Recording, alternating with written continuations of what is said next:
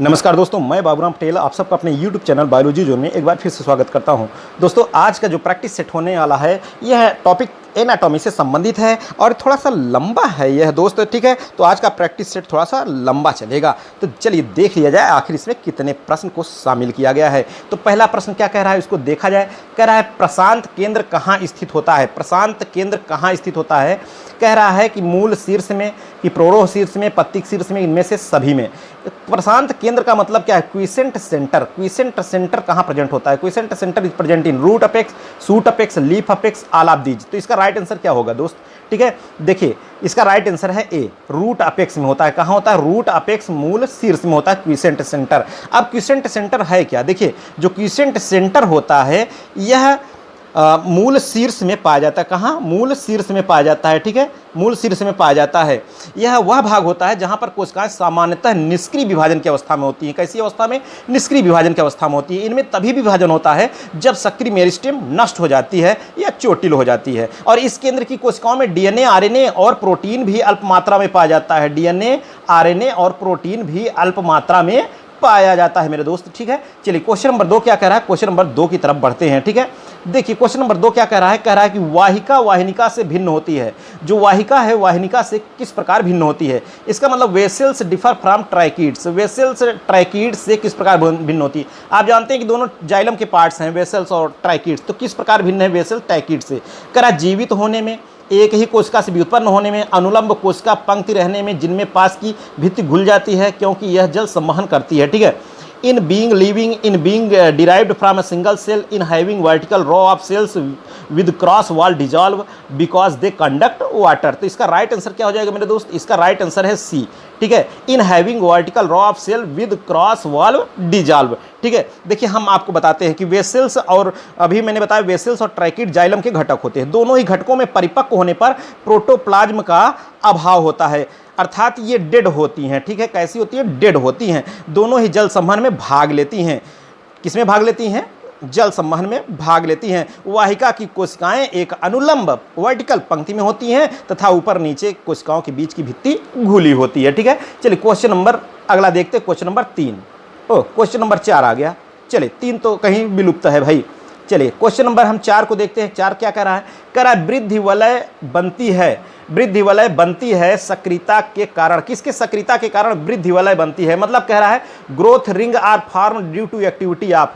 Growth ring किसकी activity के कारण बनती है, ऐसा कह रहा है। कह रहा है इंट्रास्टीलर कैम्बियम, इंटरकैलरी कैम्बियम, एक्स्ट्रास्टीलर कैम्बियम की प्राइमरी कैम्बियम, ठीक है। अब देख लीजिए इसका राइट आंसर क्या होगा भाई, कि ग्रोथ रिंग किसके एक्टिविटी के कारण बनती है। तो इसका राइट आंसर है ए, इंट्रास्टीलर कैम्बियम के कारण। किसके कारण, इंट्रास्टीलर कैम्बियम के कारण, ठीक है। देखिए है क्या, पौधों में जो स्टील होता है, जाइलम फ्लोएम कैम्बियम जानते हैं आप, ठीक है। तो सामान्य रूप से क्या स्टील होते हैं, तो जो स्टील के भीतर वस्कुलर बंडल के मध्य बनने वाले कैम्बियम को इंट्रास्टीलर कैम्बियम कहते हैं, ठीक है, जिससे कैम्बियम रिंग का ही निर्माण होता है, ठीक है। चलिए क्वेश्चन नंबर 5 की बात करते हैं। क्वेश्चन नंबर 5 क्या कह रहा है, कह रहा है असामान्य द्वितीयक वृद्धि परिलक्षित होती है। असामान्य द्वितीयक वृद्धि का मतलब क्या है, एब नॉर्मल सेकेंडरी ग्रोथ है। एब normal secondary growth is observe in, बहुत बार आता है मेरे दोस्त, ठीक है। एब normal secondary growth is observe in, किस में पाया जाता है, असामान्य द्वितीयक वृद्धि। तो इसका राइट आंसर क्या है मेरे दोस्त, इसका राइट आंसर है ड्रेसिना। ड्रेसिना में होती है, किस में होता है, ड्रेसिना में होता है। तो इसका राइट आंसर क्या हो गया, ड्रेसिना में होता है एबनॉर्मल सेकेंडरी ग्रोथ। इसको आप जरूर ध्यान रखिएगा। जैसे ड्रेसिना हो गया, यक्का हो गया, ठीक है, यक्का हो गया, ड्रेसिना हो गया, ये मोनोकाट पौधे होते हैं। कैसे होते हैं, एक बीजपत्री होते हैं। एक बीजपत्री पौधों में सामान्यतः सेकेंडरी ग्रोथ नहीं होती है क्योंकि इनमें वैस्कुलर कैम्बियम नहीं पाई जाती है। लेकिन ये अपवाद स्वरूप हैं ड्रेसिना और यक्का मेरे दोस्त, ठीक है। अपवाद स्वरूप इसमें क्या होती है, एबनॉर्मल सेकेंडरी ग्रोथ होती है। चलिए क्वेश्चन नंबर 6 की तरफ बढ़ते हैं। क्वेश्चन नंबर 6 क्या कह रहा है, देख लीजिए। अब फटाफट आप लोग भाई वीडियो को एक बार शेयर भी जरूर करिएगा, ठीक है, जिससे थोड़ा सा संख्या जब ज़्यादा होगी, ज़्यादा बढ़ेगी, तो मैं इसी तरीके से हो सकता है कि 50-50 क्वेश्चन शामिल कर दूँ, 60-70 इस तरीके से, और बहुत तेज़ी से कवर करा दें, ठीक है दोस्त। चलिए कह रहा क्वेश्चन नंबर 6 कह रहा एक द्विबीजपत्री तने के वैस्कुलर बंडल निम्न से बने होते हैं। एक द्विबीजपत्री तने के वैस्कुलर बंडल निम्न से बने होते हैं। A vascular bundle of dicot stem consist of, किसका बना होता है, डाइकॉट स्टेम का वैस्कुलर बंडल। कह रहा है कि जाइलम, अथवा वुड, फ्लोएम अथवा bast, cambium, all of the above. तो किसका बना होता है भाई? क्वेश्चन नंबर 6 का जो राइट आंसर है फटाक से आप लोग बता दीजिए भाई।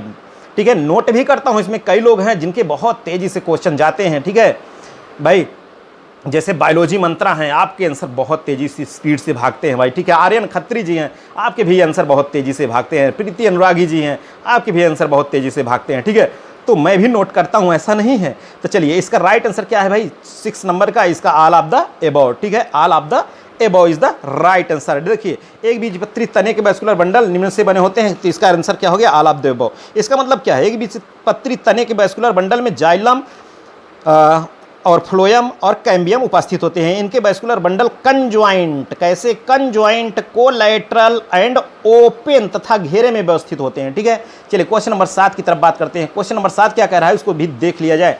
कह रहा है, निम्नलिखित में से किसके तने में कॉर्टिकल वैस्कुलर बंडल पाए जाते हैं? निम्नलिखित में से किसके तने में कॉर्टिकल वैस्कुलर बंडल पाए जाते हैं? ठीक है, cortical vascular bundles are found in stem of which of the following. कह रहा है, निक्टेंथस है कि बिग्नोनिया है कि टिनोस्पोरा है कि नन ऑफ द एबव है। ठीक है, तो कॉर्टिकल वैस्कुलर बंडल किसमें पाया जाता है? इसका राइट आंसर क्या है मेरे दोस्त? इसका राइट आंसर है निक्टेंथस। जी हाँ, बिल्कुल, निक्टेंथस में होता है कॉर्टिकल वैस्कुलर बंडल होता है। किसमें? निक्टेंथस में। ठीक है, देखिए, कॉर्टिकल वैस्कुलर बंडल एक संवहनी प्रणाली है जो जल एवं खनिजों के परिवहन में सहायक होता है मेरे दोस्त, और यह निक्टेंथस के तने में भी पाया जाता है। क्वेश्चन नंबर 8 की तरफ बढ़ते हैं। क्वेश्चन नंबर 8 का क्या कह रहा है? कह रहा है, मृत जीवी आवृत्त बीजी है, सेप्रोफाइटिक एंजियोस्पर्म। अब लो भैया, आ गया नया, अलग प्रकार से आ गया कि एंजियोस्पर्म यानी सेप्रोफाइटिक एंजियोस्पर्म कौन है इसमें? कह रहा है, मोनोट्राइपा है कि कुस्कुटा है कि एविसेनिया है कि नेपेंथीस है। तो इसमें से कौन है मृत जीवी आवृत बीजी पौधा, कौन सा है? ठीक है, तो इसका राइट आंसर क्या है मेरे दोस्त? इसका राइट आंसर मोनोट्राइपा। क्या है? मोनोट्राइपा इज द राइट आंसर। अब देखिए, मोनोट्राइपा में क्लोरोफिल का अभाव होता है भाई, मृत जीवी कह रहा है ना, तो क्लोरोफिल अगर रहेगा तो ये अपने से भोजन नहीं बना लेगा। तो मोनोट्राइपा में क्लोरोफिल का अभाव होता है, जिससे अपना भोजन बनाने में असमर्थ होता है, मतलब स्वयं नहीं बनाता है। यह मृतजीवी आवृतबीजी ही पौधा है। इसकी जो रूट सिस्टम होता है, भूमि में उपस्थित कार्बनिक मृत पदार्थों से आवश्यक पोषक पदार्थों का अवशोषण करती रहती है। ठीक है मेरे दोस्त, चलिए क्वेश्चन नंबर 9 की तरफ चलते हैं। क्वेश्चन नंबर 9 क्या कर रहा है? कह रहा है, पर्णमध्योतक अभिन्नित होता है। पर्णमध्योतक क्या है? कह रहा है, mesophyll. Mesophyll are not differentiated into. ठीक है, पत्ती में जो मीजोफिल भाग होता है जिसमें क्लोरोफिल होता है, बिल्कुल इस तरीके से समझ रहे हैं। कह रहा है, mesophyll are not differentiated into. किसमें, मतलब कौन सा ऐसा मीजोफिल है पत्ती का भाग जो डिफरेंशिएटेड नहीं होता है? कह रहा है, ग्रास में नहीं होता है कि नीम में कि मैंगो में कि बीन्स में। तो इसका राइट आंसर क्या होगा मेरे दोस्त? इसका राइट आंसर क्या है? देखिए, हम आपको बता दें, मीजोफिल जो समान प्रकार की कोशिकाएं मिलती हैं, जैसे आप जानते हैं स्पंजी और पैलिसेड 2 प्रकार की कोशिकाएं होती हैं, लेकिन इसमें एक ही प्रकार की होती हैं, स्पंजी पैलिसेड में नहीं बटी होती है। इसका राइट आंसर है ग्रासेस, घास में होती हैं। ठीक है, किस में होती हैं? घास में होती हैं। देखिए, जो घास होती है ग्रैमिनी कुल का एक बीजपत्री पौधा है, ग्रैमिनी कुल का, या अथवा इसे कह दीजिए ग्रैमिनी है अथवा पोएसी है। ठीक है, इसकी पत्तियां आइसोबाइलैटरल होती हैं कि दोनों समान, एक दोनों साइड में एक ही जैसे ये दिखती हैं। ठीक है, क्योंकि यह सीधी इरेक्ट अवस्था में उगती हैं। आंतरिक संरचना में इन पत्तियों के मीजोफिल जो होते हैं पैलिसेड और स्पंजी में भिन्नित नहीं होते हैं। ठीक है मेरे दोस्त, ठीक है, चलिए अगला जो क्वेश्चन है, क्वेश्चन नंबर 10 की तरफ बढ़ते हैं। क्वेश्चन नंबर 10 क्या कह रहा है? कह रहा है, किस कुल में मीरोसिन ग्रंथियां पाई जाती है? भाई ये कुछ आ गया नया। किस कुल में, किस फैमिली में मीरोसिन ग्रंथियां पाई जाती है, ऐसा कह रहा है। मीरोसिन ग्रंथियां किस फैमिली में पाई जाती हैं? ठीक है, तो देख लीजिए क्या कह रहा है, किस कुल में होती? कह रहा है, मालवेसी में कि ब्रेसिकेसी, लिलिएसी, रोजिएसी, किस में होती हैं मीरोसिन ग्लैंड्स? तो इसका राइट आंसर क्या है मेरे दोस्त? इसका राइट आंसर है ब्रेसिकेसी। ठीक है, किसमें? ब्रेसिकेसी में। मीरोसिन ग्रंथियां ब्रेसिकेसी परिवार के सदस्यों में पाई जाती हैं। इनसे मीरोसिन नामक पदार्थ निकलता है जो कैंसर रोधी, जीवाणु रोधी, एंटीऑक्सीडेंट एवं एंटी इन्फ्लामेटरी होती हैं। इनमें घाव भरने की भी क्षमता होती है। ठीक है मेरे दोस्त, चलिए क्वेश्चन नंबर 11 की तरफ बढ़ते हैं। क्वेश्चन नंबर 11 क्या कर रहा है? कह रहा है, पौधे के किस भाग से जूट के रेशे प्राप्त होते हैं? पौधे के किस भाग से जूट के रेशे प्राप्त होते हैं, ऐसा कह रहा है। पौधे के किस भाग से जूट के रेशे प्राप्त होते हैं? तो देख लीजिए, बिल्कुल फटाक से बताइए किस भाग से रेशे प्राप्त होते हैं। इसका राइट आंसर है भाई, बार्क है कि स्टेम है कि लीव्स है कि फ्रूट है? तो इसका राइट आंसर क्या है? इसका राइट आंसर है तना। तना से प्राप्त होता है, स्टेम से प्राप्त होता है। ठीक है, आप जान ही रहे हैं। चलिए अगला क्वेश्चन क्या है, क्वेश्चन नंबर 12 की तरफ बढ़ते हैं। क्वेश्चन नंबर 12 क्या कह रहा है, कह रहा है बास्ट रेसे, ठीक है, अब आ गया बास्ट रेसे, ठीक है। तो कह रहा है कि बास्ट रेसे प्राप्त होते हैं, किससे प्राप्त होते हैं, बास्ट रेसे, ठीक है, ऐसा कह रहा है कि गॉसिपियम से, कपास से, कि कोकस से, कि कारकोरस से, कि एगाव से, किससे प्राप्त होता है भाई बास्ट रेशा, किससे प्राप्त होता है, तो बास्ट जो रेशा होता है वह प्राप्त होता है कारकोरस से, ठीक है, कारकोरस से प्राप्त होता है। चलिए क्वेश्चन नंबर 13 की तरफ बढ़ते हैं। क्वेश्चन नंबर 13 क्या कह रहा है, कह रहा है xylem is made up of, xylem किसका बना होता है, कह रहा है ट्रैकिड्स का, कि फाइबर का, वेसल्स का, ऑल ऑफ द एबव। तो इसका राइट आंसर क्या है, इसका राइट आंसर है ऑल ऑफ द एबव, ठीक है, ट्रैकिड, वेसल, जाइलम, फाइबर्स, ठीक है, इस सभी का बना होता है, ठीक है, तीनों का।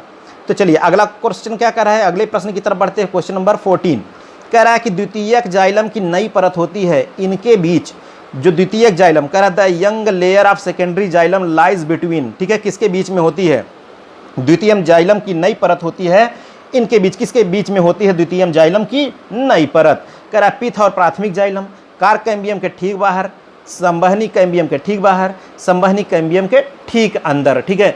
तो इसका राइट आंसर क्या है मेरे दोस्त, इसका राइट आंसर है D, just inside the vascular cambium, संवहनी कैम्बियम के ठीक अंदर होती हैं द्वितीयक जाइलम की नई परत, ठीक है।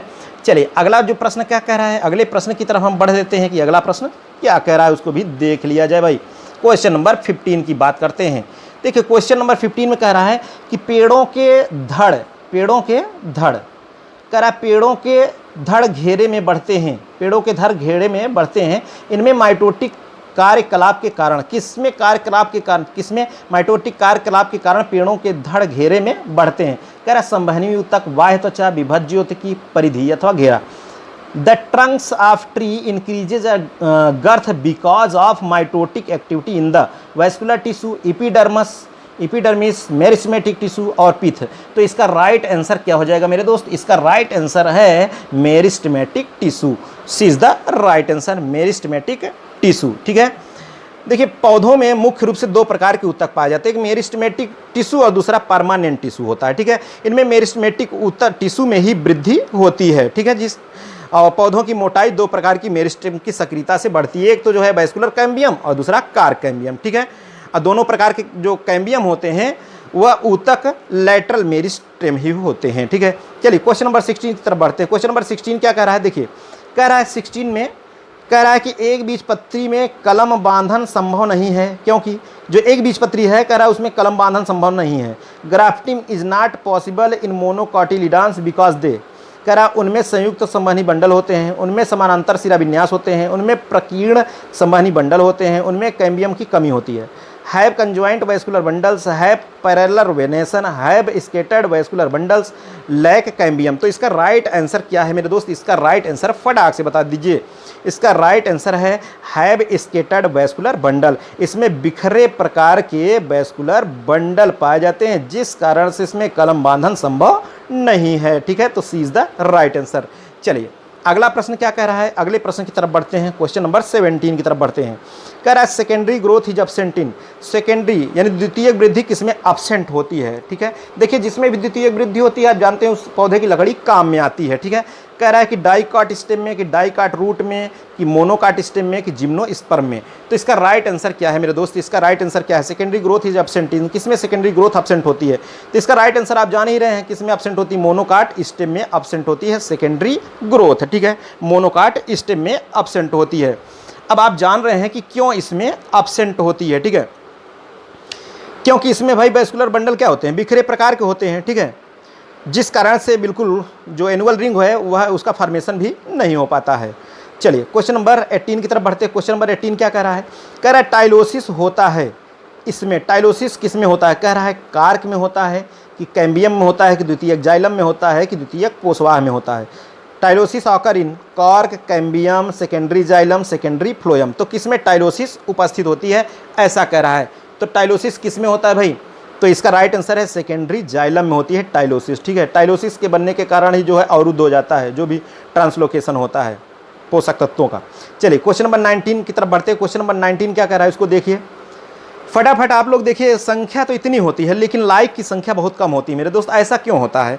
आप लोग इसका मतलब इंटरेस्टेड नहीं है लाइक करने में, केवल देख लेते हैं, अपना काम हो गया भाई। थोड़ा सा मनोबल नहीं बढ़ेगा तो क्या मतलब है यार, ठीक है? इतना तो आपका फर्ज बनता है, तो एक तो लाइक तो करना ही बनता है आपका। और हाँ, जो लोग चैनल पर नए हैं भाई, चैनल भी आप लोग सब्सक्राइब कर लीजिए और जो है घंटा उंटा बजा दीजिए, जिससे आपको नोटिफिकेशन तुरंत मिल जाए, कोई परेशानी ना हो, ठीक है? चलिए 19 नंबर में क्या कह रहा है दोस्त? 19 नंबर क्वेश्चन में कह रहा है कार्क कोशिकाएं होती हैं, यानी कह रहा है कॉर्क सेल्स आर प्रकाश संश्लेषक, दीर्घीकृत और योग देने वाली, मेरिस्टेमेटिक, मृत, ठीक है? कार्क कोशिकाएं होती हैं। Cork cells are photosynthetic, elongated and participated, meristematic, dead. तो कार्क कोशिकाएं कैसी होती हैं? कार्क कोशिकाएं होती हैं डेड, ठीक है? मृत होती हैं कार्क कोशिकाएं, समझ रहे हैं? तो इसका राइट आंसर क्या हो गया? डी। चलिए क्वेश्चन नंबर 20 की तरफ चलते हैं। क्वेश्चन नंबर 20 क्या कह रहा है? कह रहा है कौन सा प्राथमिक ऊतक 10 वर्षों की द्वितीयक वृद्धि के उपरांत भी बना रहता है? ओ हो, कौन सा प्राथमिक ऊतक 10 वर्षों की वृद्धि के उपरांत भी बना रहता है? बताइए, कॉर्टेक्स बना रहता है कि फ्लोएम की एपिडर्मिस की जाइलम? कौन बना रहता है भाई? Which primary tissue persist in the roots even after 10 years of secondary growth? द्वितीय वृद्धि के 10 वर्ष बाद भी बना रहता है कॉर्टेक्स, फ्लोएम, एपिडर्मिस और जाइलम। तो इसका राइट आंसर क्या हो जाएगा? इसका राइट आंसर है जाइलम मेरे दोस्त। इसका राइट आंसर कौन है? इसका राइट आंसर है जाइलम बना रहता है, ठीक है? क्यों? क्योंकि पौधों में प्रारंभिक अवस्था में उत्पन्न जो ऊतक होता है प्राथमिक ऊतक ही कहलाता है, समझ रहे हैं? और यही है कौन सा? जाइलम। चलिए क्वेश्चन नंबर 21 की तरफ बढ़ते हैं। कह रहा केंद्रक इनमें अनुपस्थित होता है। केंद्रक किनमें अनुपस्थित होता है दोस्त? ऐसा कह रहा है, किस में अनुपस्थित होता है केंद्रक? कह रहा है कि चालनी नली में, सहचर कोशिकाएं में, कि फ्लोएम मृदुतक में, कास्ट मृदुतक। Nucleus is absent in sieve tube, companion cells, phloem parenchyma, wood parenchyma. तो किसमें केंद्रक एब्सेंट होता है, ठीक है? तो इसका राइट आंसर है सीव ट्यूब में। किसमें? सीव ट्यूब में, चालनी नली में केंद्रक एब्सेंट होता है, ठीक है? चालनी नली में केंद्रक एब्सेंट होता है। और आप जानते हैं कि एंजियोस्पर्म पौधों में फ्लोएम के 4 घटक होते हैं। कौन कौन से? एक सहचर कोशिकाएं होती है, चालनी नलिका कोशिकाएं होती हैं, फ्लोएम मृदुतक होता है, फ्लोएम रेसे होते हैं। लेकिन चालनी नलिका कोशिकाओं में प्रारंभिक अवस्था में केंद्रक होता है, लेकिन परिपक्व अवस्था में इसमें केंद्रक नहीं होता है चालनी नली में। तो इसका राइट आंसर हो गया ए, ठीक है? चलिए क्वेश्चन नंबर 22 की तरफ बढ़ते हैं। कह रहा है फ्लोएम के द्वारा शुगर का कौन सा रूप स्थानांतरित होता है? फ्लोएम के द्वारा शुगर का कौन सा रूप स्थानांतरित होता है? कह रहा है सुक्रोज की फ्रक्टोज की सुक्रोज की राइबोज। तो इसका राइट आंसर क्या हो जाएगा मेरे दोस्त? इसका राइट आंसर क्या हो जाएगा? इसका राइट आंसर है सुक्रोज, ठीक है? क्या है? सुक्रोज। फ्लोएम के द्वारा शुगर कौन होता है? सुक्रोज का ही रूपांतरित होता है, ठीक है? तो सी इज द राइट आंसर मेरे दोस्त, सी इज द राइट आंसर। चलिए अगला प्रश्न क्या कह रहा है? अगले प्रश्न की तरफ भी हम बढ़ते हैं कि क्या कह रहा है अगला प्रश्न। प्रश्न नंबर 23 कह रहा है विगलन परत बनता है, विगलन परत बनता है इसके द्वारा। The abscission layer is formed by, abscission layer, अगर विगलन बन गया परत तब पक्का वहाँ से कुछ न कुछ अलग होना शुरू हो जाएगा, समझ रहे हैं? तो कह रहा है विगलन परत बनता है इसके द्वारा किसके? कैम्बियम कोशिकाओं के द्वारा, दृढ़ोतकी कोशिकाओं के द्वारा, वायुतकी कोशिकाओं के द्वारा, पैरेन्काइमी कोशिकाओं के द्वारा। Abscission layer is formed by cambium cells, sclerenchymatous cells, aerenchymatous cells, parenchymatous cells. तो इसका राइट आंसर क्या हो जाएगा भाई? इसका राइट आंसर है पैरेन्काइमेटस सेल्स, ठीक है? पैरेन्काइमेटस सेल्स, पैरेन्काइमी ऊतक, ठीक है? अब देखिए हम आपको बता दें कि पौधों में पत्ती, पुष्प, लीफ यानी पत्ती और पुष्प तथा अन्य भागों के प्राकृतिक रूप से पौधे से गिर जाने की प्रक्रिया एब्सेशन कहलाती है। आप देखते हैं जब पतझड़ वाला मौसम आता है तो बिल्कुल पौधे मुंडे उंडे हो जाते हैं, पत्ती नहीं रह जाती हैं। तो प्रक्रिया क्या होती है? पत्ती उत्ती का अलग होना, पुष्प का अलग होना, एब्सेशन कहलाता है। जहाँ से ये भाग जो है गिर जाते हैं उस स्थान पर 2 परतें बनती हैं, एक तो एब्सेशन लेयर बनती है, एक प्रोटेक्टिव लेयर बनती है। तो जो एब्सेशन लेयर होती है इसका निर्माण पैरेन्काइमेटस कोशिकाओं से होता है, ठीक है? एब्सेशन लेयर का निर्माण किससे होता है? पैरेन्काइमेटस कोशिकाओं से होता है।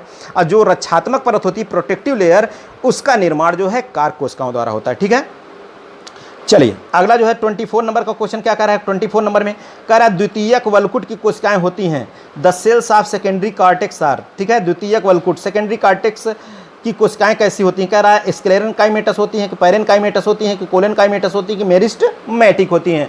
तो इसका राइट आंसर क्या है? इसका राइट आंसर है B is the right answer, parenchymatous होती हैं। कैसी होती हैं? जो सेकेंडरी कार्टेक्स होती है इसकी कोशिकाएं कैसी होती हैं? पैरेन्काइमेटस होती है मेरे दोस्त। 24 नंबर का B is the right answer, ठीक है? चलिए अगला प्रश्न क्या कर रहा है? 25 नंबर, उसको भी देख लेते हैं। 25 कह रहा है निम्न में से कौन सा एक ऊतक है जो मुड़ने तथा हिलने डुलने के प्रति तनन शक्ति प्रदान करता है? कौन सा इनमें से ऊतक है? अब देखिए थोड़ा सा कलाकार ऊतक है भाई, इसको समझिए कैसा कलाकार ऊतक है, समझ रहे हैं। कह रहा है कि which one of the following tissue provides tensile strength against bending and swaying, ठीक है।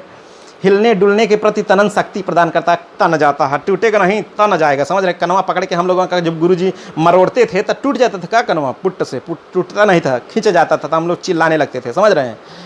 तो इसमें कौन है भाई? इसका जो राइट आंसर हम आपको बता दें, 25 का राइट आंसर है बी, कोलेनकाइमा। अब सोचेंगे कैसे कोलेनकाइमा आ गया भाई, आपके मन में चल रहा होगा तो ऐसे आ गया। अब मैं बताता हूँ, पौधों में जो कोलेनकाइमा और स्क्लेरेनकाइमा, ये दोनों जो है मैकेनिकल टिश्यू होते हैं। कौन? कोलेनकाइमा और स्क्लेरेनकाइमा, ये दोनों कैसे होते हैं? मैकेनिकल टिश्यू होते हैं, समझ रहे हैं। इनमें जो कोलेनकाइमा होता है, इसका प्रमुख कार्य पौधों को तनन शक्ति, टेंसाइल स्ट्रेंथ प्रदान करना होता है। तनन शक्ति ये देता है कौन? तनन शक्ति प्रदान करता है कोलेनकाइमा, समझ रहे हैं, ताकि पौधे के भाग मुड़ने तथा हिलने डुलते समय सुरक्षित रहें। जबकि जो स्क्लेरेनकाइमा होता है, ये स्क्लेरेनकाइमा, इसका मुख्य कार्य पौधों को दृढ़ता प्रदान करना है। क्या? दृढ़ता प्रदान करना होता है, जिससे पौधा मजबूत हो जाता है मेरे दोस्त, ठीक है। चलिए क्वेश्चन नंबर 26 की तरफ बढ़ते। क्वेश्चन नंबर 26 क्या कह रहा है उसको देखते हैं। कह रहा है स्थायी ऊतक जिनमें विभिन्न प्रकार की कोशिकाएं पाई जाती हैं, क्या कहलाता है? स्थायी ऊतक, परमानेंट टिश्यू जिनमें विभिन्न प्रकार की कोशिकाएं पाई जाती हैं, क्या कहलाता है? कह रहा है सरल ऊतक, जटिल ऊतक, काम्बियम, अंतर्वेशी, विभज्य ऊतक, ठीक है, इंटरकैलरी मेरिस्टेम। तो इसका राइट आंसर क्या है? इसका राइट आंसर क्या है मेरे दोस्त? इसका राइट आंसर है complex tissue is the right answer, ठीक है, कॉम्प्लेक्स टिश्यू कहलाता है, समझ रहे हैं। तो चलिए अगला जो प्रश्न कह रहा है, अगले प्रश्न की तरफ चलते हैं, 27 नंबर पर चलते हैं। कह रहा है कैम्बियम द्वारा विभिन्न स्थानों पर अलग अलग अनुपात अर्थात मात्रा में, कैम्बियम द्वारा विभिन्न स्थानों पर अलग अलग अनुपात मात्रा में जाइलम तथा फ्लोएम का निर्माण होता है। किसमें अलग अलग अनुपात में जाइलम फ्लोएम का निर्माण होता है? कह रहा है सेल्विनिया के द्वारा, सेल्विनिया में, बिग्नोनिया में, कुकुरबिटा में, कि निक्टेंथिस में, ठीक है। तो इसका राइट आंसर क्या हो जाएगा? इसका राइट आंसर है बिग्नोनिया, ठीक है, बिग्नोनिया में इसका राइट आंसर है। देखिए अब आप सोच रहे होंगे ये कैसे भाई, बिग्नोनिया में कैसे होता है? तो बिग्नोनिया है डाइकॉट पौधा है। कैसा पौधा है? डाइकॉट, द्विबीजपत्री पौधा है। कौन? बिग्नोनिया, तो समझ रहे हैं। परंतु इसमें असामान्य द्वितीयक वृद्धि पाई जाती है, भी मैंने बताया था, समझ रहे हैं। एबनॉर्मल सेकेंडरी ग्रोथ होती है, ठीक है। इस पौधे में कैम्बियम कई स्थानों पर अनियमित रूप से नई कोशिकाएं बनाता है, जिससे कुछ स्थानों पर जाइलम का निर्माण अधिक होता है तथा दूसरे स्थानों पर फ्लोएम का अधिक निर्माण होता है, समझ रहे हैं। चलिए क्वेश्चन नंबर 28 की तरफ बढ़ते हैं। क्वेश्चन नंबर 28 क्या कह रहा है? कह रहा है पौधों की परिधि में वृद्धि इसके कारण होती है। पौधों की परिधि में वृद्धि इसके कारण होती, किसके कारण होती है? यानी increase in girth of plant bodies due to, करा रिब मेरिस्टेम के कारण, कि फेलोजन एवं वैस्कुलर कैम्बियम, सूट एवं root apical meristem, quiescent centre, ठीक है। पौधों की परिधि में, उसके ये परिधि में, पौधों की परिधि में, इसमें समझ रहे हैं, जैसे इसे बढ़ता चला जाता, आप देखें ना इस तरीके से तना देखें हैं बिल्कुल, तो ये इसकी परिधि जो होती है बिल्कुल बढ़ती चली जाती है। किसके कारण होती है? समझ रहे हैं, ऐसा कह रहा है किसके कारण होती है। तो किसके कारण होती है? फेलोजन एवं वैस्कुलर कैम्बियम के कारण होती है। फेलोजन एवं वैस्कुलर कैम्बियम के कारण होती है, ठीक है। तो इसका B is the right answer, phellogen and vascular cambium, ठीक है, फेलोजन एंड वैस्कुलर कैम्बियम के कारण होती है। चलिए क्वेश्चन नंबर 29 की तरफ बढ़ते हैं। क्वेश्चन नंबर 29 क्या कह रहा है? कह रहा है अंतःकाष्ठीय फ्लोएम किसके तने में उपस्थित होता है? अंतःकाष्ठीय फ्लोएम किसके तने में उपस्थित होता है? कह रहा है intraxylary phloem is present in the stem of, intraxylary phloem is present in the stem of, किसके तने में इंट्राजाइलरी फ्लोएम पाया जाता है? कह रहा है ड्रेसिना में, कि बिग्नोनिया में, कि एकाइरेंथस में, कि स्ट्राइकनॉस में, ठीक है। तो इसका राइट आंसर क्या होगा मेरे दोस्त? इसका राइट आंसर है स्ट्राइकनॉस में। किसमें? स्ट्राइकनॉस में होता है, ठीक है, D is the right answer. Intraxylary phloem जो होता है, इंट्राजाइलरी फ्लोएम किस में होता है भाई? स्ट्राइकनॉस में, ठीक है। चलिए अगला 30 नंबर का क्वेश्चन क्या कह रहा है? कह रहा है व्यावसायिक जूट के रेशे किससे प्राप्त होते हैं? व्यावसायिक जूट के रेशे किससे प्राप्त होते हैं? कह रहा है अंतरादारुक फाइबर, जाइलम फाइबर से, फ्लोएम फाइबर से, इनमें से कोई नहीं। तो इसका राइट आंसर क्या है? इसका राइट आंसर है फ्लोएम फाइबर से, ठीक है। किससे प्राप्त होते हैं? व्यावसायिक जूट के रेशे किससे प्राप्त होते हैं? फ्लोएम फाइबर से प्राप्त होते हैं। C is the right answer, phloem fibre से प्राप्त होते हैं। क्योंकि आप जानते हैं व्यावसायिक जूट के रेशे जो है कारकोरस की जो दो जातियां हैं, एक कारकोरस कैप्सुलेरिस है, कारकोरस कैप्सुलेरिस है, ठीक है, दूसरा है कारकोरस ओलिटोरियस, ठीक है, कार्कोरस ओलिटोरियस से प्राप्त किए जाते हैं। कार्कोरस कैप्सुलेरिस और कार्कोरस ओलिटोरियस से प्राप्त किए जाते हैं, ठीक है। और यह बास्ट फाइबर की श्रेणी के अंतर्गत ही आता है, समझ रहे हैं। चलिए क्वेश्चन नंबर 31 की तरफ चलते हैं। क्वेश्चन नंबर 31 क्या कह रहा है? कह रहा है ट्यूनिका कार्पसवाद किसने प्रतिपादित किया? The tunica corpus theory was proposed by. भाई ट्यूनिका कार्पस थियरी किसके द्वारा प्रतिपादित की गई? अब आपको बताना है किसके द्वारा ट्यूनिका कार्पस थियरी प्रतिपादित की गई। इसका राइट आंसर क्या होगा? इसका राइट आंसर है स्मिट। किसके द्वारा? स्मिट। तो D is the right answer, ठीक है। अब कैसे D is the right answer भैया, इसको समझिए। कह रहा है ट्यूनिका कार्पस जो थियरी है स्मिट 1924 द्वारा प्रतिपादित किया गया था। कब? 1924 में, 1924 में प्रतिपादित किया गया था, समझ रहे हैं। इनके अनुसार आवृत्ति बीजी जो होते हैं, जो एंजियोस्पर्म होते हैं, इनका जो एपिकल जो भाग होता है, शीर्ष प्रोरोह होता है, दो स्पष्ट क्षेत्र ट्यूनिका और कार्पस का बना होता है। किसका बना होता है? ट्यूनिका और कार्पस का बना होता है। यही है ट्यूनिका कार्पस थियरी। चलिए क्वेश्चन नंबर 32 की तरफ बात करते हैं। क्वेश्चन नंबर 32 कह रहा है लेप्टोम शब्द हाइबरलैंड द्वारा खोजा गया, किसके समानार्थक है? मतलब leptome coined by Haberlandt is synonyms with, मतलब किसके समानार्थी है? कौन? लेप्टोम किसके समानार्थी है? एक शब्द है हाइड्रोम। क्या है? हाइड्रोम है। यहाँ क्या है? लेप्टोम। किसके समानार्थी है? तो इसका जो राइट आंसर है, हम आपको बता दें, इसका राइट आंसर है फ्लोयम। किसके समानार्थी है लेप्टोम? फ्लोयम के समानार्थी है, समझ रहे हैं। और जो हाइड्रोम है ये समानार्थी है जाइलम के। किसके? जाइलम के, ठीक है। तो इसका राइट आंसर क्या हो गया? Phloem is the right answer साहब। ए इसका जो है सही उत्तर है। आप जानते हैं कि जो लेप्टोम होता है हाइबरलैंड द्वारा ही खोजा गया था, फ्लोयम के समानार्थक है। ये फ्लोयम के ऐसे भाग होते हैं जो पौधों में मुख्यतः भोज्य पदार्थ के परिवहन की क्रिया संपादित करते हैं, फूड का। हाइड्रोम जो है जाइलम किसका? जल का संवहन करता है। चलिए क्वेश्चन नंबर 33 नंबर देखते हैं क्या कह रहा है। कह रहा है वायुतक किन पौधों में मुख्यतः पाए जाते हैं? Aerenchyma is mainly found in. Aerenchyma is mainly found in किस में होते हैं एरेनकाइमा? कह रहा है हाइड्रोफाइट्स में, जीरोफाइट्स में कि सेमोफाइट्स में, ठीक है। सेमोफाइट्स में, हाइड्रोफाइट्स में कि जीरोफाइट्स में कि सेमोफाइट्स में कि इनमें से कोई नहीं, नन ऑफ दीज, ठीक है। तो इसका राइट आंसर क्या है? इसका राइट आंसर है हाइड्रोफाइट्स में। किसमें? हाइड्रोफाइट्स में। वायुतक किसमें पाए जाते हैं? जलोदभिद पौधों में। किसमें होते हैं? जलोदभिद पौधों में होते हैं, ठीक है। अब आप सोच रहे होंगे ये कैसे भैया?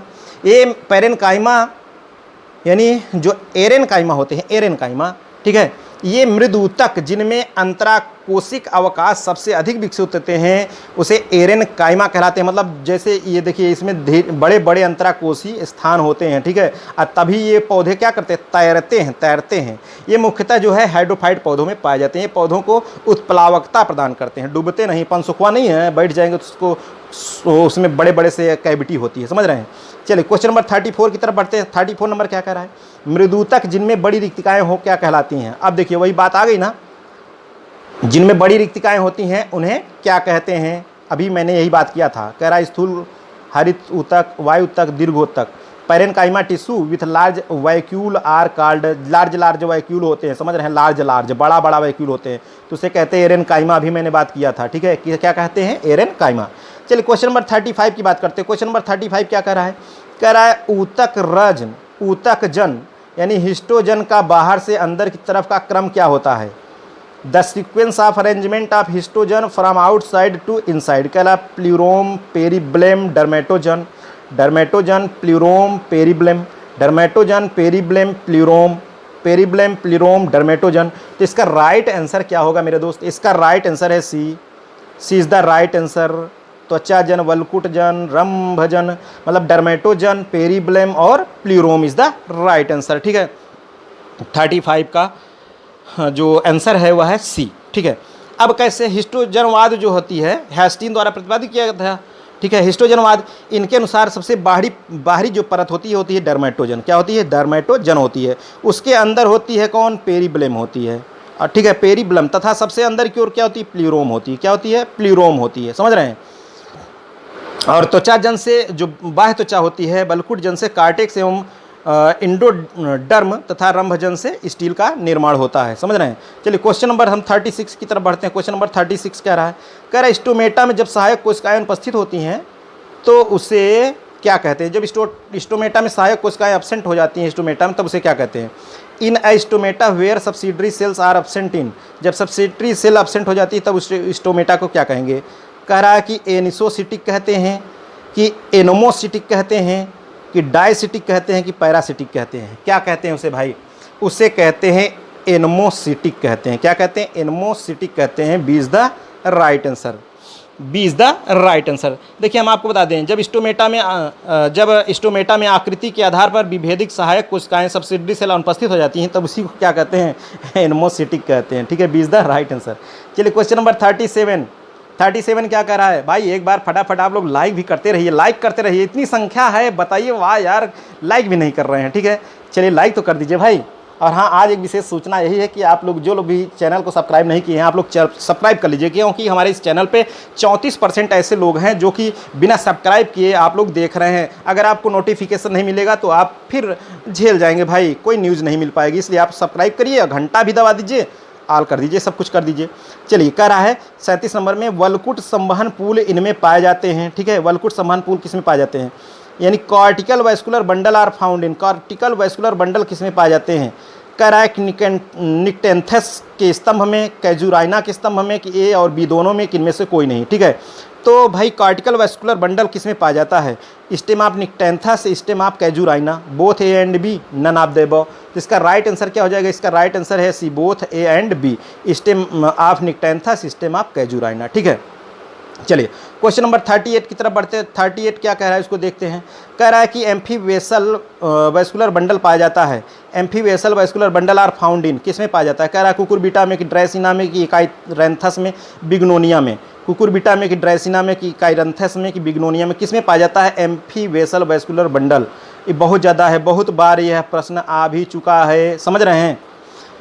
तो बता दीजिए एम्फीवेसल वैस्कुलर बंडल किसमें पाया जाता है? 38 में फटाफट आप लोगों इसमें से मैंने बताया ना, कई लोग एकदम अपने चरम पर हैं और उनकी तैयारी जोर शोर से चल रही है। बिल्कुल उसे ऐसे ही आप लोग बनाए रखिएगा, अपनी तैयारी को मेंटेन करिए रहिएगा, समझ रहे हैं? क्योंकि हम आपको बता दें, जब सफलता नज़दीक होती है तो उस समय आपको बड़ी कठिनाई महसूस होती है, क्योंकि जब दौड़ में, रेस में आप दौड़ते हैं, जब एकदम निकट पहुँच जाते हैं तो उस समय आपको बहुत थकान लगती है कि अब बंद कर दें, अब चलना बंद कर दें, नहीं अब गिर जाएंगे। तो ऐसे इसमें भी होता है। तो बिल्कुल लगे रहिए, जुटे रहिए, डटे रहिए, किसी की बात नहीं मानिए, दोस्ती यारी को थोड़े से क्लोज कर दीजिए।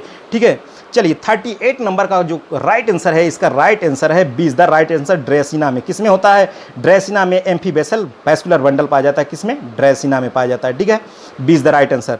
चलिए अगला जो क्वेश्चन क्या कह रहा है, अगले प्रश्न की तरफ बढ़ते हैं। 39 नंबर पे बढ़ते हैं। 39 नंबर का जो क्वेश्चन है वह क्या कह रहा है? देखिए कह रहा है, इनमें से कौन सा पौधा वातावरणीय जल को शोषित कर सकता है?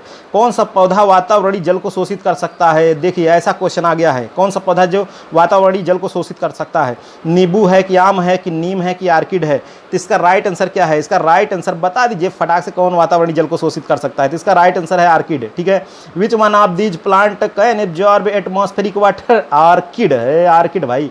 ठीक है, चलिए क्वेश्चन नंबर 40 की बात करते हैं। क्वेश्चन नंबर 40 क्या कह रहा है? कह रहा है वेलामेन ऊतक किस इनमें पाए जाते हैं? वेलामेन ऊतक किसमें पाया जाता है? Velamen tissue is found in अपस्थानिक जड़ों में, कि क्लाइडोट्स में, कि आर्किड के वायवीय जड़ों में, कि स्टिल्ट जड़ों में? किसमें पाया जाता है? Velamen tissue is found in adventitious roots, cladodes, aerial root of orchids, stilt root. तो इसका राइट आंसर क्या हो जाएगा? इसका राइट आंसर है aerial root of orchid. C is the right answer. Orchid के वायवीय जड़ों में होता है, ऑर्किड के वायवीय जड़ों में होता है। ठीक है, तो दोस्त चलिए आज का लेक्चर आप लोगों को कैसा लगा? आप लोग थोड़ा सा मज़ेदार कमेंट के साथ बताइए फटाफट। ठीक है, चलिए आज के हमारे इस लेक्चर में दोस्त बस यहीं तक रखते हैं, फिर मिलेंगे आप लोगों के साथ नए लेक्चर को लेकर। Okay, thank you.